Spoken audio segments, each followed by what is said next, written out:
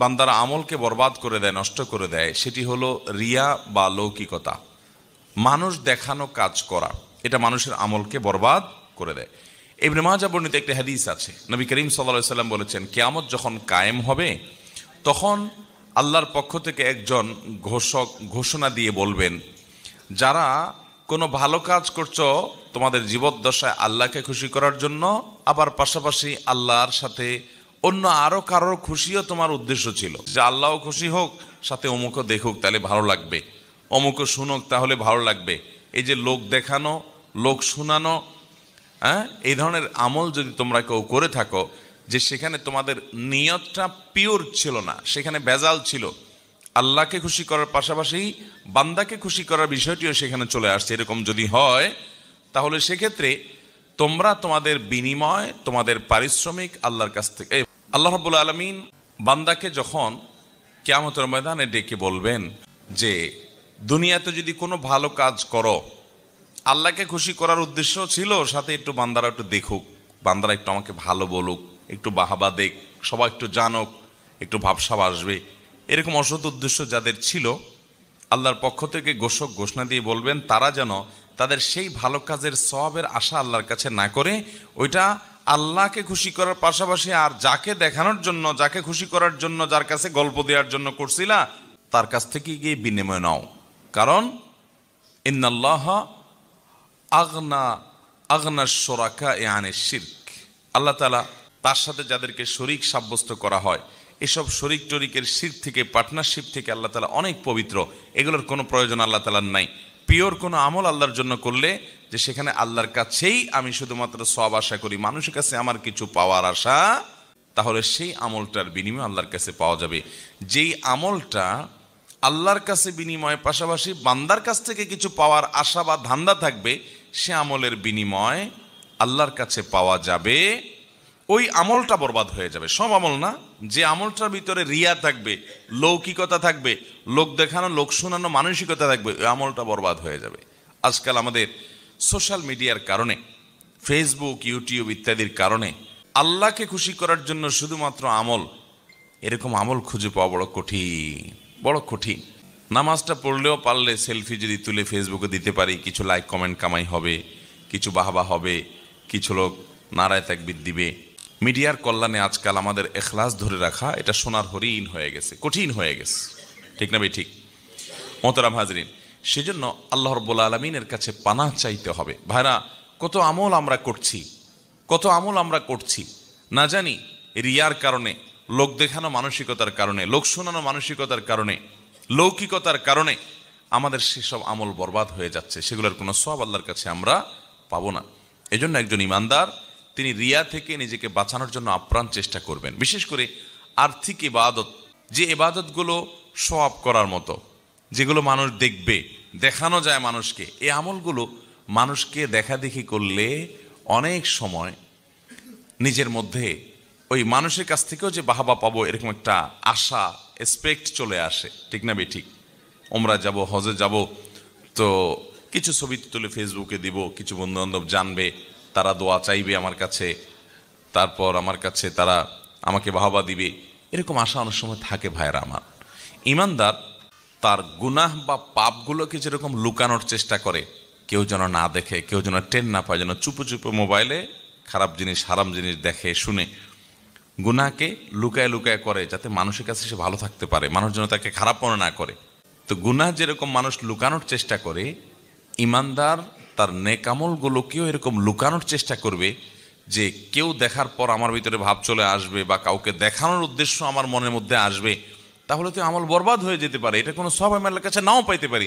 এই জন্য ওই আমলটাকে সেভ করার জন্য, এটাকে নিরাপদ করার জন্য সে লুকাবার চেষ্টা করবে, গল্প দিয়ে বেড়াবে না, গল্প দিয়ে বেড়াবে না। তার অনেক কাজ থাকবে কিন্তু মানুষ জানবে না। আর অনেক মানুষ আছে দেখবেন, যে যদি সারা বছরে একদিনও তাহাজ্জুদ পড়ার তৌফিক নসিব হয়, ভোর রাতে উঠে, মাশাআল্লাহ, তার সারা দিনের গল্পের মধ্যে, কথাবার্তার মধ্যে, আলাপচারিতার মধ্যে, কনভারসেশনের মধ্যে কোনো না কোনোভাবে ওই বিষয়টা চলে আসেই আসে, ঠিক না বে? ঠিক। আল্লাহ হজে 2 বার নিয়েছে, এই কথাটা বন্ধু মহলে ডাইরেক্ট কিভাবে বলি, ঘুরায় ফিরায় ছেলে মেয়েকে নাতি নাতনিকে ডেকে দিয়ে আমার দ্বিতীয় হজ থেকে আনা যায় নামাজটা নিয়ে আসো তো। দ্বিতীয় হজ থেকে আনা যায় নামাজ, এর মানে হলো আশেপাশে যারা আছেন শুনতেছেন, আপনারা শুনে রাখেন যে আমি কিন্তু হজ 2বার করছি, অতএব দ্বিতীয় হজ থেকে আনা যায় নামাজ আনতে বলছি। তো এরকম নানানভাবে মানুষ কৌশলে নিজের বাকাওয়াতি জাহির করার চেষ্টা করে কি করে না। একজন সৎ ইমানদার বান্দা তার কোনো আমলকে প্রকাশ করার চেষ্টা করবেন না, মানুষের কাছে বাহবা পাওয়ার সন্তত করার চেষ্টা করবেন না। হ্যাঁ, প্রকাশ করাটা প্রশংসনীয় হবে কখন, যে দেখা যাচ্ছে কোনো একটা জায়গায় একটা ভালো কাজ সবার করা উচিত বা অনেকের করা উচিত, কিন্তু কেউ করছে না। ধরুন একটা মসজিদে দানের ব্যাপার আসছে, অনেক টাকা দরকার, সবাই এগিয়ে আসা দরকার, কিন্তু কেউ সৎসাহস করে বলছে না। আপনি সেখানে বিসমিল্লাহ করে বললেন, ঠিক আছে আমি 10,000 টাকা দেবো ইনশাআল্লাহ। আপনি জানেন আপনি যদি এটা বলেন তাহলে অন্য আরো অনেকে সাহস করবে, সৎসাহস করবে, তারা আগায় আসবে, তাদেরও নিয়ত হবে। তো সে উদ্দেশ্যে অন্যকে আপনি উৎসাহিত করার উদ্দেশ্যে আপনি এটা করেছেন, তাহলে এটা প্রশংসনীয় হতে পারে। আল্লাহ কোরআনে এই দানকেও প্রশংসা করেছেন। কিন্তু অন্যকে উৎসাহিত করা এটা তো অনেক পরে। আমি প্রকাশ করার পর আমার শরীরে একটা ভাবসাব আসবে, মানুষ আমাকে জানবে, ওরে বাবার এই লোক দিছে 10,000 টাকা, হ্যাঁ, আমাকে মসজিদের অন্যতম ডোনার মনে করে রেসপেক্ট করবে, এরকম একটা ভাবসাব যদি আমার মধ্যে থাকে, সে উদ্দেশ্য যদি থাকে, তাহলে সেক্ষেত্রে আমার মতো রোগীর জন্য আরেকজনকে উৎসাহিত করে দান করানোর চাইতে নিজের আমলটাকে সেফ এবং হেফাজত করার চেষ্টা করতে হবে। আমরা আমল করে, ভালো কাজ করে গল্প দেওয়ার মানসিকতাটা পরিহার করতে হবে। এটা আমাদের মধ্যে প্রচণ্ড রকম আজকাল ঝেঁকে বসেছে, ব্যাধি আকার ধারণ করেছে। এটাকে বলা হয় শিরকে আসগার আল খাফি। নবী করিম সাল্লাল্লাহু আলাইহি সাল্লাম বলেছেন, শুনো, সকল নবী রাসূলগণ দাজ্জালের ব্যাপারে মানুষকে সাবধান করেছেন, তার উম্মতদেরকে, যে খবরদার কিয়ামতের আগে দাজ্জালের ফিতনা আসবে, যে দাজ্জাল পৃথিবীতে অনেক অলৌকিক ক্ষমতা তার থাকবে, এই ক্ষমতাগুলো দেখে মানুষ ইসলাম থেকে দূরে সরে যাবে। আজকাল দেখবেন যে তথ্য প্রযুক্তি টেকনোলজির উন্নতির সময় অনেক স্কুল কলেজ পড়ুয়া ভাই বোনেরা অনেক সায়েন্স বা আপনার বিজ্ঞান সম্পর্কে জানাশোনার পর, বিজ্ঞানের উন্নতি অগ্রগতি দেখার পর অনেকে রীতিমতো আখেরাত সম্পর্কে, আল্লাহ সম্পর্কেই সন্দেহের মধ্যে পড়ে যায়, মনে করে যে এই সব বুঝি। তো দাজ্জাল যখন আসবে তার কাছে আরো অলৌকিকত্ব থাকবে, মানুষ ধোঁয়াশার মধ্যে পড়ে যাবে। এই জন্য সকল নবী রাসূলগণ সাবধান করেছেন, দাজ্জালের ফিতনা আসবে, ইমান হারা হইও না তোমরা এসব ভেলকিবাজিতে। এসব অলৌকিকতা দেখে লাইফটা একেবারে ইজি হয়ে যাবে।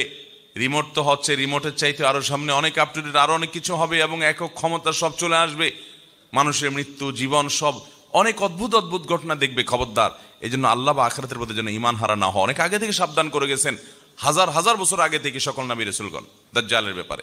নবী সাল্লাল্লাহু আলাইহি সাল্লাম বলেছেন, দাজ্জালের ফিতনার চাইতে যে পয়েন্টসগুলোর কথা আমরা জানবো, যে বিষয়গুলোর কথা আমরা জানবো, যেগুলো বান্দার আমলকে বরবাদ করে দেয়, আমলকে নষ্ট করে দেয়, সেগুলো যেন আমার জীবনে কোনো অবস্থায় না থাকে। যদি থাকে, এ আলোচনা শোনার সাথে সাথে আমরা তওবা করে নিব যে সেগুলো আর কখনো আমার জীবনে যেন না আসে, আর ভবিষ্যতেও যেন এরকম কোনো বিষয় আমাদেরকে স্পর্শ করতে না পারে যে বিষয় আমাদের আমলকে বরবাদ করে দিবে।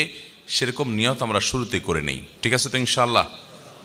মোহতারাম হাজরিন, বান্দার সকল ভালো কাজ, সকল অর্জন, সকল সওয়াব, সকল নেক আমল, এগুলোকে সত্যি এবং প্রকৃত অর্থেই বরবাদ করে দেয়, পরিপূর্ণভাবে ধ্বংস করে দেয় মূলত শিরক এবং কুফরি এবং নেফাক। এটি যখন মুখরিজ আনিল মিল্লাহ পর্যায়ের হয়, অর্থাৎ কেউ যদি বড় শিরক এবং বড় কুফরি এবং বড় নেফাকে লিপ্ত হয়, তাহলে এই ব্যক্তির সমস্ত আমলগুলো বরবাদ হয়ে যায়। সে আগে যত যা করেছে ভালো কাজ সব মাইনাসে চলে যায়, সব ডিলেট হয়ে যায়। কুফরি বলা হয় অবিশ্বাসকে। একজন মানুষ মুসলমান, তিনি নামাজ রোজা ইবাদত বন্দেগী যতটুকু পেরেছেন করেছেন, হঠাৎ করে আল্লাহর কোনো গুরুত্বপূর্ণ নির্দেশ, আল্লাহর কোনো গুরুত্বপূর্ণ নিষেধ, যেটা অকাট্যভাবে প্রমাণিত হয়েছে, এরকম কোনো কিছুকে তিনি অস্বীকার করে বসে আছেন। তিনি এটা স্বীকার করেন না, বললেন না আল্লাহর এটা আমি মানি না, নাউজুবিল্লাহ, না এটা আমার বুঝে আসে না, এটা আবার কিভাবে হতে পারে। আল্লাহ তাআলার পক্ষ থেকে নির্দেশ অকাট্যভাবে প্রমাণিত হয়েছে কোরআনের সুস্পষ্ট আয়াত দ্বারা, এবং এই জাতীয় নস দ্বারা, যার মাধ্যমে এটি প্রমাণ হতে পারে। এটা জানার পরও তিনি নিজের যুক্তি, নিজের বুদ্ধি, শয়তানের বিভিন্ন ফাঁদ এবং ফিতনার মধ্যে পা দিয়ে তিনি আল্লাহর ওই কথাটার প্রতি কুফরি করলেন, অস্বীকার করলেন, বিদ্রোহ করলেন, ওইটাকে মানলেন না, ওইটা নিয়ে হাসাহাসি করলেন, তুচ্ছতাচ্ছিল্য করলেন, যেটাকে কুফরি বলা হয়, যে কুফরিটা কুফরে আকবর, যার কারণে মানুষ ইসলাম থেকে খারিজ হয়ে যায়। অনেক সময় দেখবেন অনেকে ইসলামের অনেক গুরুত্বপূর্ণ বিষয় নিয়ে, হতে পারে সেটা গুরুত্বের বিচারে ছোট কিন্তু সুস্পষ্ট শেয়ার, ধরুন দাড়ি নিয়ে, কারোর দাড়ি নিয়ে, কারোর হিজাব নিয়ে ব্যঙ্গ করলো, হাসি ঠাট্টা করলো, বিদ্রুপ করলো, তো এটি কিন্তু ইমান থেকে মানুষকে খারিজ করে দেয়, মানুষের ইমান নষ্ট করে দেয়। এই পর্যায়ে কুফরি, মানে আল্লাহর এই বিধান আপনি মানছেন না, এটাকে আপনি তাচ্ছিল্য করছেন, মানে হলো এটা আপনি মানলেন না, এটার বিরুদ্ধে বিদ্রোহ করলেন, এটাকে বলা হয় কুফরি। আল্লাহর কোনো বিধিবিধান আপনি নিজে মানতে পারছেন না, আপনার মধ্যে অপরাধ বোধ থাকবে যে হায়রে আমি মানতে পারছি না, দায়টা আমি রাখতে পারছি না, ঠিক আছে আল্লাহ আমাকে তৌফিক দেখ, আমি রাখবো ইনশাআল্লাহ, রাখা উচিত, নবীজির নির্দেশ, এটা মানা উচিত। এটা কুফরি না, এটা হলো ফাসিকি, যে আপনি মানতে পারছেন না, এটা ক্ষমার যোগ্য। কিন্তু আপনি দাড়ি নিয়ে ঠাট্টা করলেন, তাহলে নবী সাল্লাল্লাহু আলাইহি সাল্লামের সুন্নাহকে, তার নির্দেশকে নিয়ে আপনি হাসাহাসি করলেন, বিদ্রুপ করলেন, এটা কিন্তু বিদ্রোহ করার শামিল, কুফরি। তো এরকম নানাভাবে কুফরি হতে পারে। আল্লাহ তাআলা বাবা মার সম্পদে ছেলেদের তুলনায় মেয়েদেরকে অর্ধেক সম্পদ দিয়েছেন, আপনি আল্লাহর নির্দেশকে নিজের বিবেক দিয়ে বুঝতে গিয়ে বলছেন না এটা আবার কেমন হয়ে গেল, আমি এটা মানি না, আমার ছেলে মেয়ে আমি সবাইকে সমান হারে দেবো, একটু বেশি বুঝলেন। আল্লাহ তাআলা যাকে যতটুকু দেওয়া দরকার তাকে ততটুকু দিয়েছেন। আল্লাহ তাআলা সমান অধিকার দেয় নাই, ন্যায্য অধিকার দিয়েছেন। সমান এক জিনিস আর ন্যায্য আরেক জিনিস, যার যতটুকু প্রয়োজন তাকে ততটুকু দিয়েছেন। সব জায়গায় সমান হলে ন্যায্যতা নিশ্চিত হয় না। আপনার দুইটা ছেলে মেয়ে, একটার বয়স 10 আর একটার বয়স 20, সমান সমান দিতে হলে 10 এবং 20 দুইজনকে একই সাইজের জামা দেওয়া লাগবে। সমান সমান দিতে গেলে 10 বছরেরটার অসুখ হয়েছে, আপনি নাপা খাওয়াচ্ছেন, 20 বছরেরটারও একটা নাপা খাওয়াই দিতে হবে, ওর অসুখ না হইলেও, কারণ সমান সমান দিতে হবে। তো এটা কি ইনসাফের কথা হলো? ইনসাফ হলো ন্যায্যতা, সমান না।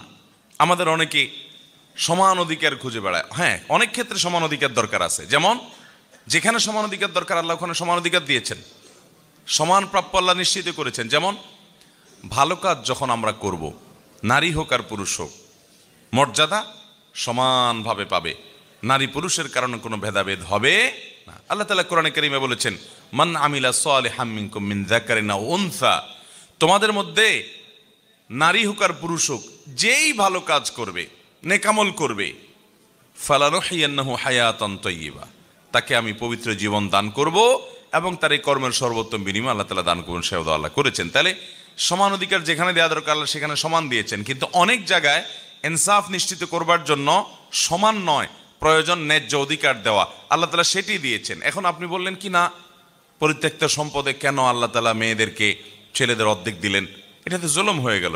আল্লাহর সাথে পাল্লা দিয়ে গোল্লা যাওয়ার ব্যবস্থা করলেন, আর কি বেশি পণ্ডিতই করলেন। এরকম কিছু বেশি পণ্ডিত আছে না নাই?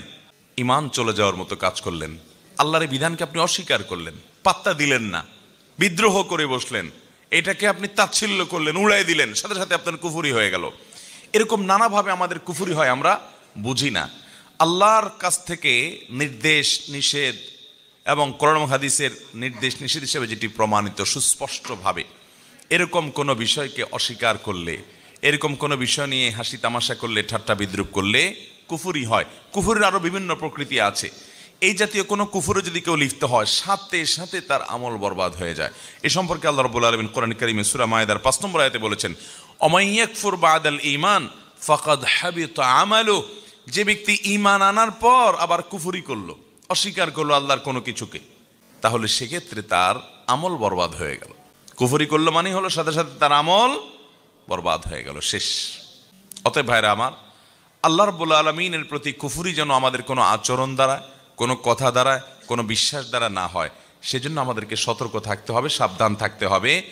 আমান্না সাল্লামনা, ইমানদারের কথা হলো আল্লাহ রাব্বুল আলামিনের আদেশ নিষেধের উপর আমি ঈমান আনলাম, মেনে নিলাম, আমার বুঝে আসুক বা না আসুক। আমি প্রায়শই একটি উপমা দেই, একটি কবিতা শুনাই। আল্লামা ইকবাল ভারত উপমহাদেশের অন্যতম ইসলামী জাগরণের মহাকবি এবং দার্শনিক, তিনি বলেছেন, जो समझ में आ गई वो फिर खुदा क्यों कर हुआ। আল্লাহর সব কিছু আপনি বুঝে ফেলেছেন, আপনার ব্রেন দিয়ে আপনি ক্যাপচার করে ফেলেছেন, তাহলে সে আল্লাহ হলো কিভাবে আবার? আপনি একটা সৃষ্টি আল্লাহর, একেবারে ক্ষুদ্রাতি ক্ষুদ্র সৃষ্টি। আল্লাহর কত বিশাল বিশাল সৃষ্টি আছে, এই চন্দ্র, এই সূর্য, এই গ্রহ নক্ষত্র, নবমণ্ডল, ভূমণ্ডল, কত বড় বড় সৃষ্টি আল্লাহর আছে। তার মধ্যে আপনি আমরা মানুষরা হলাম আল্লাহর একটা ক্ষুদ্র সৃষ্টি। তো ক্ষুদ্র সৃষ্টি হয়ে মহান স্রষ্টা কোন কাজ কেন নির্দেশ করেছেন, কোনটা কেন নিষেধ করেছেন, অমুকরে এত কেন দিয়েছেন, তমুকরে এত কেন দেন নাই, এই সব কেন যদি আপনি বুঝে ফেলতে চান আর বুঝে ফেলতে পারেন, তাহলে সেক্ষেত্রে আল্লাহর সাথে আপনার পার্থক্য থাকলো কি? আল্লাহকে আপনি বুদ্ধির মধ্যে ক্যাপচার করে ফেলছেন। আরে আল্লাহ তো সেই মহান সত্তা যিনি এত সীমাহীন, যার আল্লাহ রাব্বুল আলামিনের যে সত্তা, তার যে নির্দেশ এবং নিষেধের যে ব্যাপ্তি, সেটার যে রহস্য, সেটা এত সীমাহীন যে বান্দা হিসাবে আমরা তার সব কিছুর সকল যৌক্তিকতাকে আমাদের বিবেক বুদ্ধি দিয়ে রপ্ত করে ফেলতে পারবো, এটা কোনোদিনই সম্ভব হতে পারে? একজন মালিক আর একজন শ্রমিক, ধরেন কথার কথা, আপনার একজন ড্রাইভার আছে, একজন পিয়ন আছে। আপনি একটা বড় ফ্যাক্টরির মালিক, বড় ইন্ডাস্ট্রির মালিক, কোটি কোটি টাকা আল্লাহ আপনাকে দিয়েছেন, অনেক শত শত হাজার হাজার লোকজন আপনি চালান। আপনি হয়তো আপনার কোনো পিয়নকে একটা ল্যাপটপ দিয়ে বললেন, ল্যাপটপটা খোলো, খুলে আবার বন্ধ করো, খুলে আবার বন্ধ করো। ফোনে বলে দিলেন, আমার ল্যাপটপটা একটু ওপেন করো, আবার শাটডাউন করে ফেলো। প্রায় এরকম বলেন। আপনার সে পিয়ন যদি বলে, স্যার এই ল্যাপটপ ওপেন করলাম আবার শাটডাউন করলাম, তাতে কি হবে? এটা একটা কোনো কাজ হলো? এই বেহুদা কাজটা কেন করেন স্যার? এটা যদি সে বলে, তাহলে তার এই বলাটা ন্যায্য হবে না। কারণ হলো, স্যারের অনেক সুবিধা অসুবিধার ব্যাপার আছে, অনেক টেকনিক্যাল বিষয় আছে, হয়তো এটাকে রিফ্রেশ করার জন্য বা ওটা অন্য কোনো টেকনিক্যাল কারণে এটা রিস্টার্ট দেওয়ার দরকার। তো কোন কারণে কি করা দরকার, এই ভদ্রলোক ড্রাইভার বা পিয়ন ওনার বুঝার কথা না, যেটা মালিকের বুঝার কথা। মালিকের সব কিছু যদি এই পিয়ন এবং ড্রাইভার ভদ্রলোক বুঝে ফেলে, তাহলে এই তো মালিক হয়ে গেল, ঠিক না? ঠিক। মালিকের সব কিছুর যৌক্তিকতা, সব কিছুর রহস্য এই ভদ্রলোক কি উদ্ঘাটন করতে পারবে? তাহলে মানুষে কতটুকু আর পার্থক্য? সেখানে যদি এই অবস্থা হয়, তাহলে স্রষ্টার সাথে সৃষ্টির পার্থক্য কতটুকু? মোহতারাম হাজিরিন, এই জন্য আল্লাহ তাআলার কোনো আদেশ, কোনো নিষেধ, কোনো কিছু আমাদের যুক্তিতে বুদ্ধিতে কুলাক বা না কুলাক, আমরা ঈমান এনেছি, মেনে নিয়েছি। আল্লাহ তাআলার আদেশ নিষেধের মধ্যে যৌক্তিকতা, উপযোগিতা এটা অবশ্যই আছে। তিনি হাকিম, রহস্য ছাড়া, হিকমা ছাড়া, প্রজ্ঞা ছাড়া তার কোনো আদেশ নিষেধ অনর্থক কোনো কিছু তিনি করেন না। তিনি ফালতু কোনো কথা বলেন না। সেটা হয়তো আমার বুঝে আসছে না, পরের জেনারেশনে বুঝে আসবে।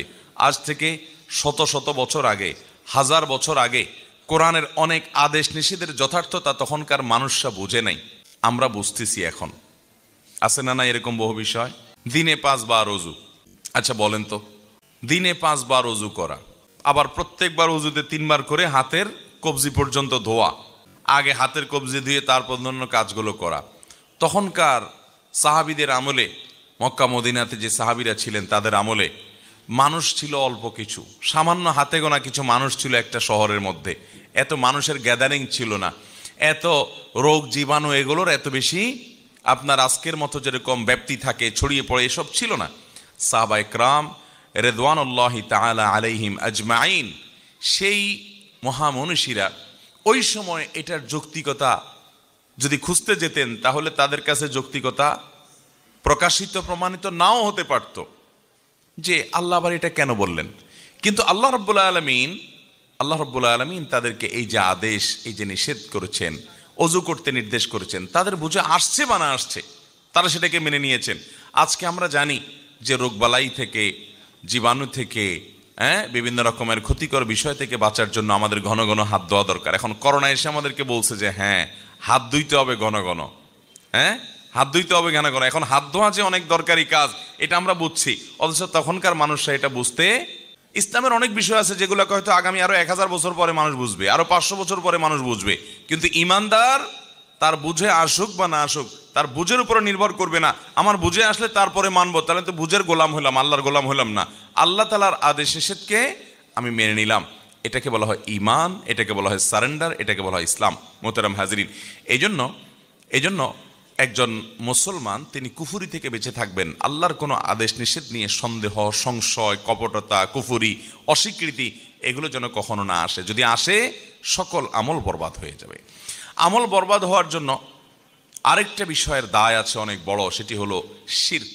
কুফুরিরই ওই ক্যাটাগরির আরেকটি অপরাধ, আরেকটি পাপ, যেটি ক্ষমার অযোগ্য যদি কেউ এটি করে তওবা ছাড়া মারা যায়। আর যদি এটি করার পর কেউ তওবা করে আল্লাহ তাআলা মাফ করে দিবেন। অনেক মুসলিম ভাইয়েরা আছি আমরা, অনেক বোনরা আছেন আমাদের, যারা শিরকে লিপ্ত হন, আল্লাহর ইবাদত করেন, আবার আল্লাহর পাশাপাশি হয়তো কোনো মানুষের, কোনো কবরের, কোনো মাজারের, কোনো আপনার অলৌকিক শক্তির পুজো করেন, উপাসনা করেন, তার কাছে প্রার্থনা করেন, তার কাছে সাহায্য চান। এরকম রোগবালাই, এরকম শিরকের এই বদ অভ্যাস আমাদের দেশে অনেক মানুষের মধ্যে আছে না নাই? শিরকের এই অপরাধ সম্পর্কে আল্লাহ তাআলা বলেছেন, ওয়ালাকাদ উহিয়া ইলাইকা ওয়া ইলাল্লাযীনা মিন ক্বাবলিক, হে রাসূল, আপনি এবং আপনার পূর্বে যত রাসূল পৃথিবীতে এসেছেন সকলের প্রতি আল্লাহ তাআলার কমন একটা অর্ডার ছিল। সেটা কি? লাইন আশরাকতা লা ইয়াহবাতান্না আমালুক, যদি আপনি শিরকে লিপ্ত হন, রাসূল সাল্লাল্লাহু আলাইহি ওয়াসাল্লামকে আল্লাহ বলছেন, আপনি নিজে শিরকে যদি লিপ্ত হন, নবী হয়ে, রাসূল হয়ে যদি কেউ আল্লাহর সঙ্গে শিরকে লিপ্ত হয়, লা ইয়াহবাতান্না আমালুক, তাহলে আপনার যত আমল আছে, ভালো কাজ আছে, সব বরবাদ হয়ে যাবে। ওয়ালা তাকুনান্না মিনাল খাসিরিন, এবং আপনি ক্ষতিগ্রস্তদের কাতারে শামিল হবেন, লুজার হবেন, সব হারিয়ে আপনি কপাল পোড়া, দুর্ভাগা, হতভাগা হয়ে যাবেন, ক্ষতিগ্রস্ত হয়ে যাবেন। মোহতারাম হাজরিন, এই আয়াত বলছে যদি কেউ শিরকে লিপ্ত হয় তাহলে তার সমস্ত নেক আমল নষ্ট হয়ে যায়। এজন্য শিরকের ব্যাপারে আমাদের সাবধান থাকতে হবে। আমাদের দোয়া, সন্তান না হলে, ব্যবসা বাণিজ্য ভালো না হলে, বিপদ আপদ দূর না হলে, রোগ বাড়াই ভালো না হলে, তারপর আমাদের দাম্পত্য জীবনে সুখ শান্তি না হলে, যেই কোনো সুবিধা অসুবিধা, চাওয়া পাওয়া, এগুলোর জন্য আমরা হাত তুলব, প্রার্থনা করব একমাত্র কার কাছে? আল্লাহ রাব্বুল আলামিনের কাছে। আল্লাহর পাশাপাশি যদি আপনি অন্য কাউকে শরীক বানান, আরো কারোর কাছে আপনি দোয়া করেন, প্রার্থনা করেন, তাহলে এটা হবে শিরক। ঠিক একইভাবে আমাদের সেজদা, আমাদের রুকু, আমাদের নামাজ, এটা কার উদ্দেশ্যে হবে? আল্লাহর উদ্দেশ্যে। এখন আপনি কোনো কবরে গিয়ে, কোনো মাজারে গিয়ে সিজদা করলেন, সেখানে গিয়ে আপনি রুকু করলেন, সেখানে গিয়ে নামাজ পড়লেন, তাহলে এটা হলো শিরক, এবং এই শিরকের কারণে আপনার আমল বরবাদ হতে পারে। এজন্য মোহতারাম হাজিরিন, শিরক এবং কুফর, আল্লাহর কোনো বিধানকে বা আল্লাহর শরীয়তকে, আল্লাহর আদেশকে অস্বীকার করা, কিংবা আল্লাহর ইবাদতের পাশাপাশি অন্য কারো শরীক করা, এগুলো আমাদের আমলগুলোকে বরবাদ করে দেয়। এই বরবাদ করে দেওয়া বিষয়টি, শিরক এবং কুফর থেকে আমরা বেঁচে থাকার চেষ্টা করবো তো ইনশাআল্লাহ। আল্লাহ তাআলা আমাদেরকে তৌফিক দান করুন। আজান হচ্ছে, আমরা আজানের জবাব দিয়ে নিই, তারপর ইনশাআল্লাহ আমরা বাকি আলোচনা কন্টিনিউ করব। আজানে মুয়াজ্জিন সাহেব যা যা বলে সাথে তা বলতে হয়, এটাই আজানের জবাব। যে আমল বরবাদ করে দেয় যে বিষয়গুলো, এর ভিতরে প্রথম বিষয় হলো কুফর এবং শিরক।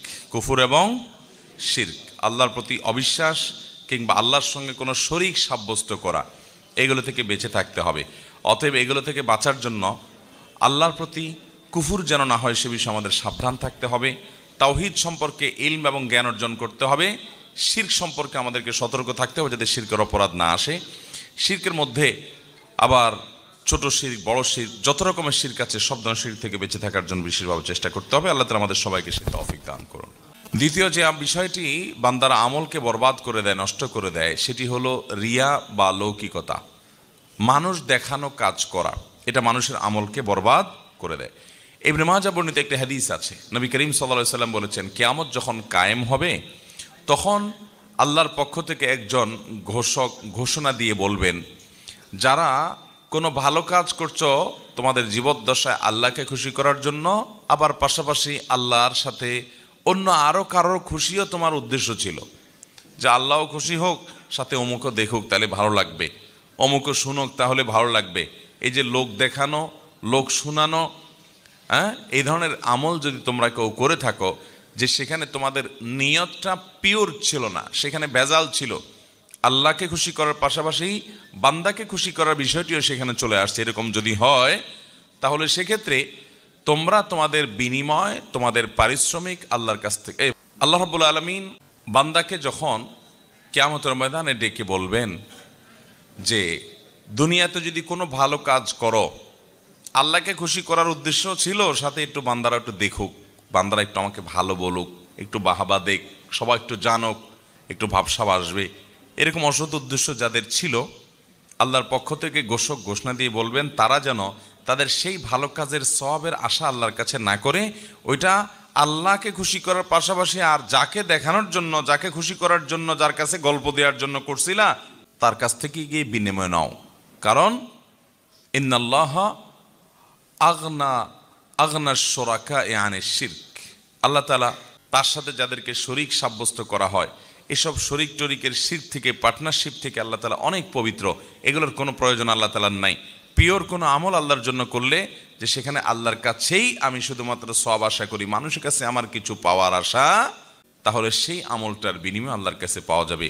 যেই আমলটা আল্লাহর কাছে বিনিময়ের পাশাপাশি বান্দার কাছ থেকে কিছু পাওয়ার আশা বা ধান্দা থাকবে, সে আমলের বিনিময় আল্লাহর কাছে পাওয়া যাবে, ওই আমলটা বরবাদ হয়ে যাবে। সব আমল না, যে আমলটার ভিতরে রিয়া থাকবে, লৌকিকতা থাকবে, লোক দেখানো, লোক শোনানো মানসিকতা থাকবে, ওই আমলটা বরবাদ হয়ে যাবে।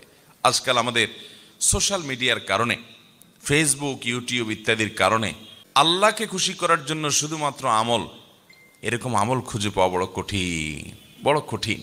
নামাজটা পড়লেও পারলে সেলফি যদি তুলে ফেসবুকে দিতে পারি, কিছু লাইক কমেন্ট কামাই হবে, কিছু বাহবা হবে, কিছু লোক নারায় তাকবীর দিবে।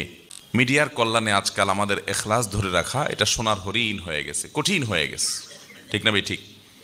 মোহতারাম হাজরিন, সেজন্য আল্লাহ রাব্বুল আলামিনের কাছে পানাহ চাইতে হবে। ভাইরা, কত আমল আমরা করছি, কত আমল আমরা করছি না জানি রিয়ার কারণে, লোক দেখানো মানসিকতার কারণে, লোক শোনানো মানসিকতার কারণে, লৌকিকতার কারণে আমাদের সেসব আমল বরবাদ হয়ে যাচ্ছে। সেগুলোর কোনো সওয়াব আল্লাহর কাছে আমরা পাবো না।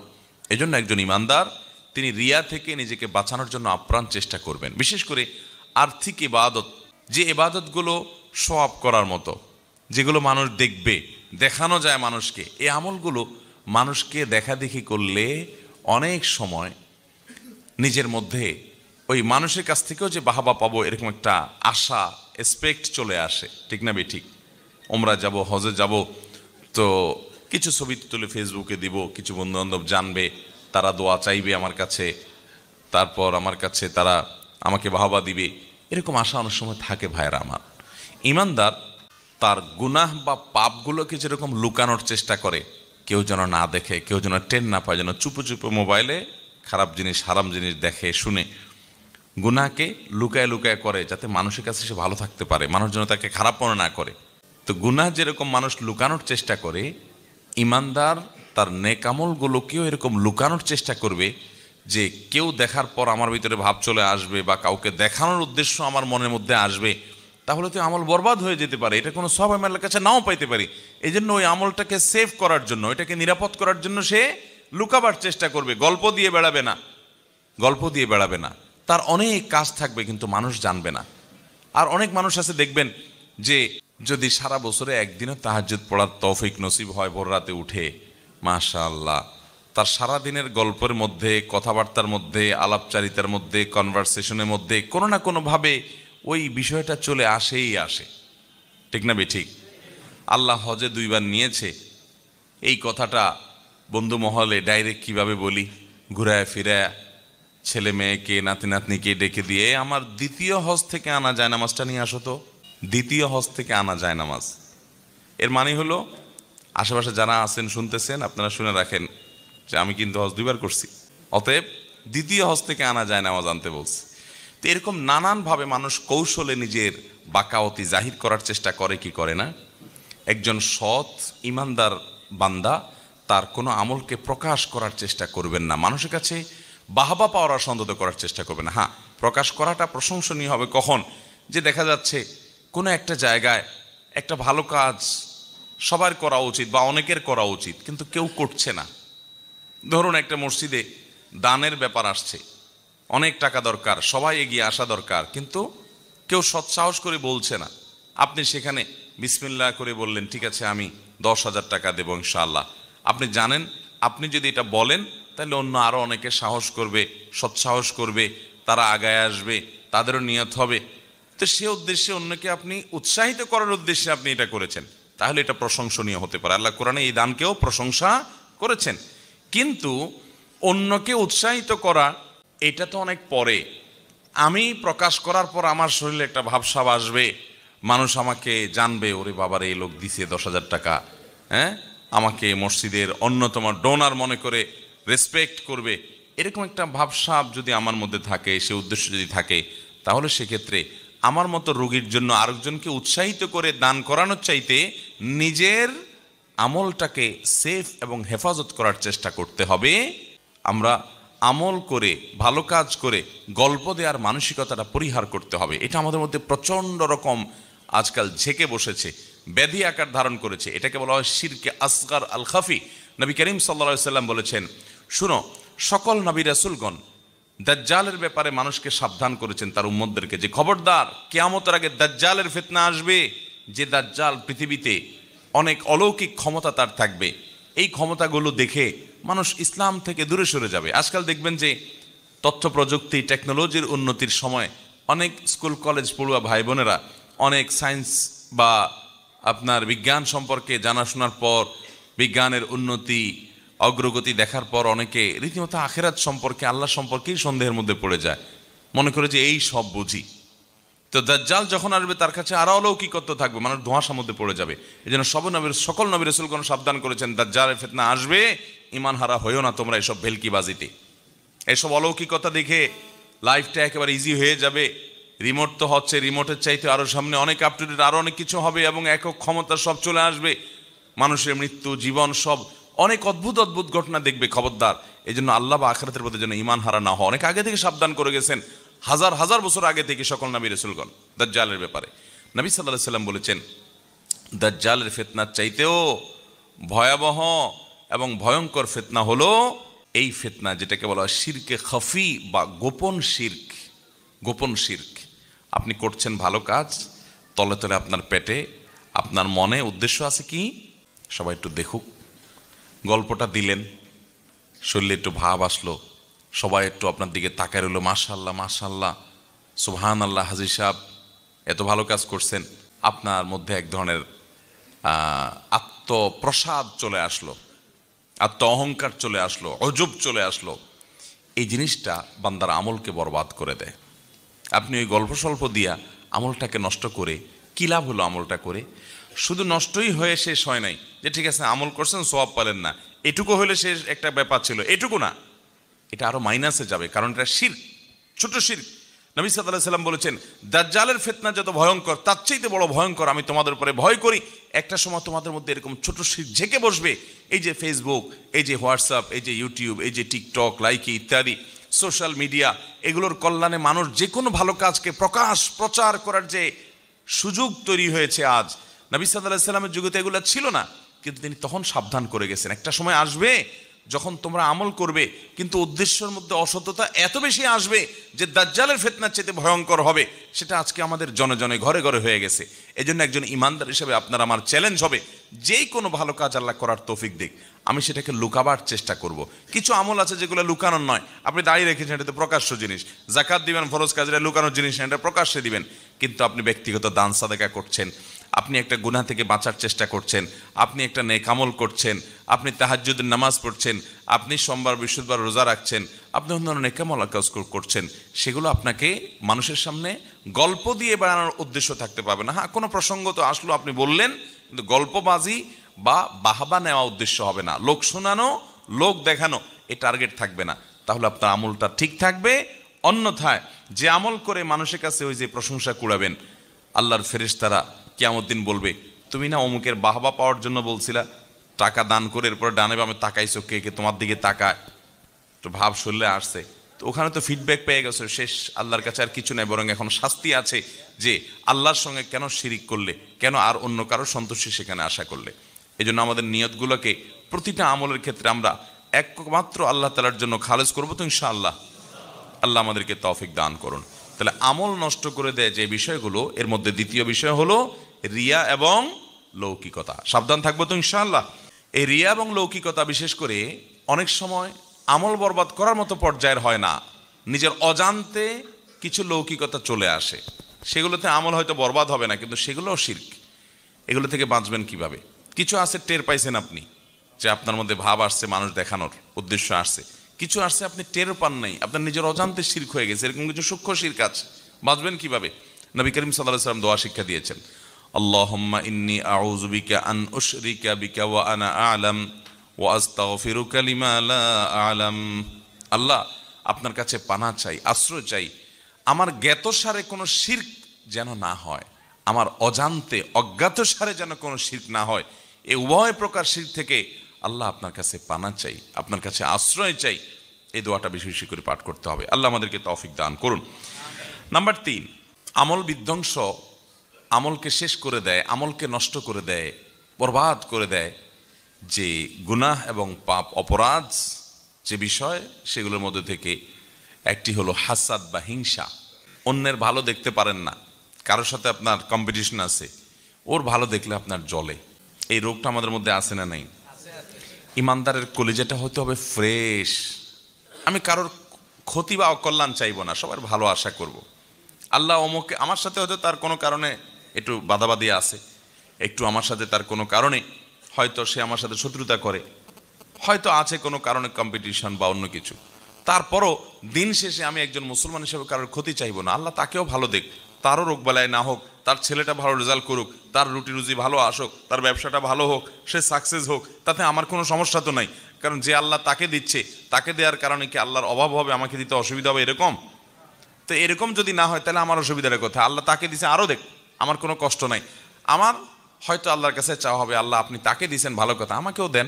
আপনি তাকে দিতে পারেন তো আমাকে তো আপনি দিতে পারেন, আমাকেও দিয়েন আল্লাহ। তাকে দেন, আমার দুঃখ নেই, আরও দেন, আমাকেও দিয়েন আল্লাহ। এই হলো ইমানদারের মেন্টালিটি, এরকম থাকতে হবে। আর যদি আপনার মনে হয় আল্লাহ আমাকে দেওয়ার না দাও, ওর দিও না, আছে না নাই এগুলা? আমার ছেলেটা পাশ করুক আর না করুক, ওর ছেলে জিপিএ 5 পাইছে, এটা আমি শুনতে চাই না, ঠিক না? আমার দোকানে কাস্টমার ঢুকুক আর না ঢুকুক, ওর দোকানে কাস্টমার ঢুকবে আর ব্যাগ ভর্তি জিনিস নিয়ে বাইরে হবে, এইটা আমি সহ্য করতে পারি। এটারে বলে হিংসা, এটারে বলে কি? অন্তরে জ্বালা পোড়া করে। কারোর ভালো দেখলে অন্তরে চিনচিন করে জ্বলে কিনা খেয়াল করবেন। এটা হলো হিংসা মাপার মিটার। যদি জ্বলে তাহলে বুঝবেন এই রোগটা আপনার মধ্যে আছে। ভাইরা আমার, হতে পারে দুনিয়াতে চলতে গেলে কেউ আপনার সাথে শত্রুতা করতেছে, শত্রু আপনার শত্রুর জায়গায় আছে, হোক, তাই বলে আপনি তার ক্ষতি কামনা করবেন, তার ভালো আশা করবেন। আচ্ছা, তাকে যে ভালো জিনিসটা দিয়েছেন, এটা কে দিয়েছেন? তা সেটা দেওয়ার কারণে যদি আপনার মনের মধ্যে কষ্ট হয়, তাহলে আল্লাহর দেওয়ার ব্যাপারে, আল্লাহর দানের ব্যাপারে আপনি এক ধরনের অভিযোগ তুললেন, ঠিক না? যে আল্লাহ তাকে দিয়েছে, আপনি সেটা নিয়ে আপত্তি করছেন, মানে আল্লাহর সাথে আপনি পাল্লা দিচ্ছেন, তাহলে তো গোল্লা যাওয়া লাগবে। আল্লাহ যেহেতু তাকে দিছে, আমার এখানে কোনো সে নাই, আল্লাহ আরও দেখ। এগুলো ইমানদারের চাওয়া। এই হাসাদ, এ সম্পর্কে একটা হাদিস বর্ণিত হয়েছে বিভিন্ন হাদিস গ্রন্থে। এই হাদিসটির সনদকে মুহাদ্দিসদের অনেকেই একাধিক সনদকে দায়ীফ বলেছেন, আবার কোনো কোনো সনদকে অনেক ওলামায়ে কেরাম গ্রহণযোগ্যতার লেভেল পর্যন্ত পৌঁছায় বলে মন্তব্য করেছেন। তবে এর মূল বক্তব্য যেটি, সেটি বিভিন্ন হাদিসের আলোকে প্রমাণিত, যেটি হাসাদ বা হিংসা এটা হারাম। যে হাদিসের কথা বলছে সেটি হলো ইয়াকুম ওয়াল হাসাদ, তোমরা হিংসা থেকে বেঁচে থাকবে, অন্তরকে হিংসা থেকে পরিচ্ছন্ন করবে। কারণ ফাইন্নাল হাসাদা ইয়াকুলুল হাসানাত কামা তাকুলুন নারু আল হাতাব, আগুন যেরকম কাঠকে পুড়িয়ে শেষ করে ফেলে, মানুষের মনের ভেতরের হিংসা এটা মানুষের আমলগুলোকে এরকম বরবাদ, ভাইরা আমার, আমল বরবাদ করে দেয়। কারণ হলো যার প্রতি হিংসা হয় আপনি তার বিরুদ্ধে গীবত করবেন, শিকায়েত করবেন, বদনাম করবেন, দুর্নাম করবেন, তাহলে এর মাধ্যমে আপনার সওয়াবটা সে পেয়ে যাবে, আর আপনি গুনাহগার হবেন, তাহলে আপনার আমল বরবাদ হচ্ছে। আপনি আমল করে তারা দিয়ে দিচ্ছেন, আমলগুলো বরবাদ হয়ে যাচ্ছে। এই অর্থে বরবাদ হওয়া, বরবাদ হওয়ার মানে এই নয় যে আপনি কাফের হয়ে যাবেন, কিন্তু আপনার আমলগুলো করছেন আর পাচ্ছে আরেকজন, কারণ হাসাদের কারণে আপনি গীবত শিকায়েতের দিকে চলে যাচ্ছেন। সেজন্য এই হিংসা থেকে বেঁচে থাকতে হবে, কারণ এটাও বান্দার আমলকে বরবাদ করে দিতে পারে। নাম্বার 4, নবী করিম সাল্লাল্লাহু আলাইহি সাল্লামের প্রতি বেয়াদবি, নবীজির শানে আদবের খেলাফ হয়, শিষ্টাচার বহির্ভূত হয় এমন কোনো কাজ করা, কিংবা তার বিরুদ্ধাচরণ করা, তার আনুগত্য না করা, এটাও বান্দার আমলকে বরবাদ করে দেয়। এই বিষয়ে কোরআন কারীমের একাধিক আয়াত রয়েছে যে আল্লাহ এবং তার রাসূলের, আল্লাহ যে রাসূল সাল্লাল্লাহু আলাইহি সাল্লামের সাথে শিকাক করবে, মুখালাফাত করবে, বিরুদ্ধাচরণ করবে, রাসূলের কথা পাত্তা দিবে না, মানার চেষ্টা করবে না, দম্ভ করবে, অহংকার করবে, তুচ্ছ তাচ্ছিল্য করবে, অস্বীকার করবে, এই ব্যক্তি তার আমলগুলো বরবাদ হবে। আর নবীজি সাল্লাল্লাহু আলাইহি সাল্লামের সাথে যারা বেয়াদবি করবে তাদের আমলও বরবাদ হবে। আল্লাহ তাআলা কোরআন কারীমে সূরা হুজুরাতের মধ্যে বলেছেন, ইয়া আইয়ুহাল্লাযীনা আমানু লা তারফাউ আসওয়াতাকুম ফাওকা সাওতিন নবী, তোমরা নবীজির সামনে তোমাদের আওয়াজগুলোকে তার উপরে করিও না, তার চেয়ে বড় আওয়াজে কথা বলিও না, শিষ্টাচারের দিকে খেয়াল করবে।